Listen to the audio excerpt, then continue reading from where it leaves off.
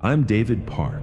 I'm 29 years old, and I've been working as a night projectionist at Palace Cinema in Detroit for 6 months.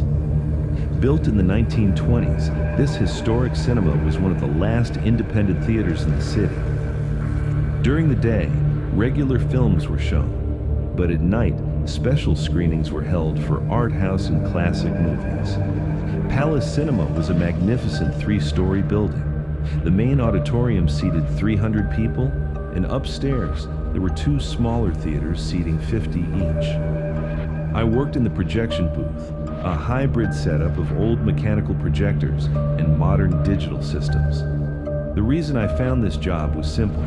I was a film school graduate, but hadn't yet broken into the industry. Working at Palace allowed me to connect with classic cinema. Plus, the night shift was quiet and introspective. The manager, Mrs. Eleanor Hartwell, was 65 years old and had been running Palace for 30 years. David, she had said on my first day, night screenings are unusual. The customers are different, always respectful, always quiet, but different. Different how? They come for specific films, same people, same movies, same seats, like a ritual. You mean loyal customers? Eleanor paused. Yes, very loyal. The night shift started at 9 p.m. and ended at 3 a.m. Usually we had 2 to 3 screenings, 9:30, 11:45, 1:30. Mostly classic films, Casablanca, Vertigo, Citizen Kane, foreign art films. The first 2 months were normal. Small but dedicated audience, film lovers, elderly cinephiles, young hipsters. Typical art house crowd. But the 3rd month, Tuesday night, I noticed something strange. The 11:45 screening was The Godfather. Around 30 people were sitting in the main auditorium. But the weird thing, the ticket booth had been closed since 9:30. Nobody knew it entered, yet the theater was suddenly full. I checked with the ushers. How many tickets were sold for Godfather? Only 8, Mr. Park, but there are 30 people inside. That's impossible. I went to check myself. Indeed, around 30 people were sitting quietly, watching the film, but only 8 paid tickets had been sold. Excuse me, I approached an elderly man in the 3rd row. Can I see your ticket? He turned to me and smiled politely. Oh, I'm a regular here. Mrs. Hartwell knows me. What's your name? Frank Morrison. I come every Tuesday for Godfather. How long have you been coming? Since 1972. Never missed it. Frank seemed genuine, well-dressed, polite, but something felt off. I returned to the projection booth, puzzled. Wednesday night, Casablanca screening. Same issue. 12 tickets sold, 25 people in the theater. Thursday, Vertigo. 6 tickets sold, 20 people present. A pattern was emerging. Far more people watching than paying. Friday night, I decided to investigate thoroughly. Sunset Boulevard was showing. Only 5 tickets sold. From the projection booth, I counted heads during the opening credits. 18 people. Where were the extra 13 coming from? I descended to the main floor and checked every entrance.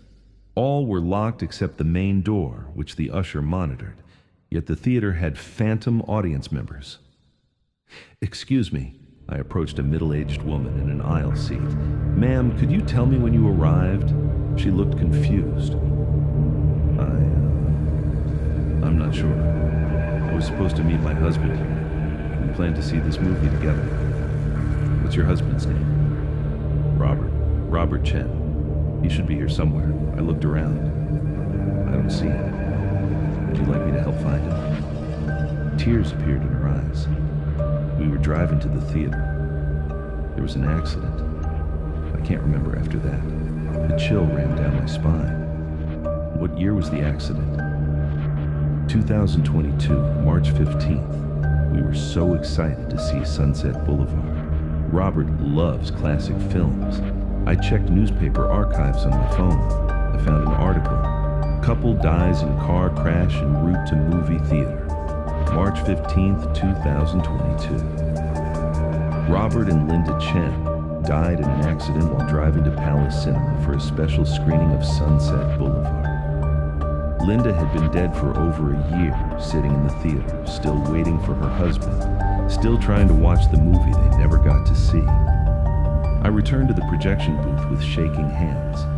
I continued the film, but my mind was racing Saturday night, North by Northwest. I approached a different patron. "Sir, excuse me, how long have you been coming here?" An elderly gentleman. "Oh, every Saturday.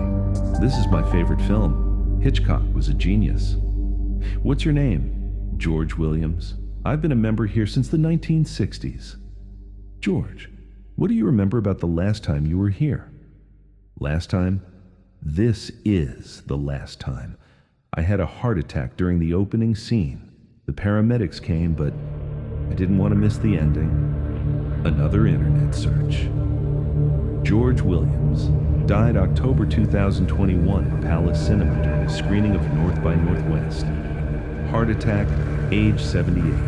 George died in the theater, never saw the film's conclusion, and remained to finish viewing. The realization was dawning. These weren't random customers. These were people who died connected to Palace Cinema, trying to complete interrupted movie experiences. More investigation revealed a pattern. Frank Morrison choked on concession food during the Godfather 1972 premiere at Palace, died before seeing the ending. Mary Sullivan fell downstairs after a Casablanca screening in 2020, died from head injury. James Park, no relation, had a stroke during Vertigo in 2019, never saw the final twist. Tommy Anderson, 12 years old, died in a car crash with his parents after leaving the cinema in 2021. They'd been watching Tall die with incomplete movie experiences. All returned nightly, trying to finish their films. But why only specific showings? Why the same movies? Monday night, I approached Mrs. Hartwell. "Eleanor, I need to ask about the theater's history." "What kind of history?" "Deaths. People who died here or related to here." Eleanor sat down heavily. "David, I was wondering when you'd notice." "You knew?" "I've been dealing with them for 30 years. They come for their movies, same films they were watching when they died. Why didn't you tell me? Would you have believed me?" "What do they want?" "Same thing any moviegoer wants, to see how the story ends." Eleanor explained. Every person appearing had died with an unfinished movie experience. Brain trauma, heart attacks, accidents, all died before seeing conclusions. "Do they interact normally?" "Mostly. They buy concessions, chat about films, very polite. Just don't expect them to leave when the movie ends." "What happens at the end?" "They stay. Wait for the next showing, or the same movie next week." "How do we help them?" "Help them see their movies completely. Let them have closure." Tuesday night, I paid special attention to Frank Morrison during Godfather. The film reached its climax, the baptism scene intercut with murders. Frank was leaning forward, completely absorbed. During the final scene, Michael becoming the new Don, Frank started crying. "I waited 50 years to see this ending," he whispered. "Was it worth the wait?" "Yes. I finally understand Coppola's message about power and corruption." After the credits rolled, Frank stood up slowly. "Thank you for letting me finish. Where will you go now?" "Home. Finally home." Frank walked toward the exit, became increasingly transparent, and disappeared before reaching the door. The same pattern occurred with others. Linda Chen finally saw the Sunset Boulevard ending. "Robert would have loved it," she said, then faded away peacefully. George Williams watched the North by Northwest climax. Now I know how Cary Grant escaped. He vanished with a smile.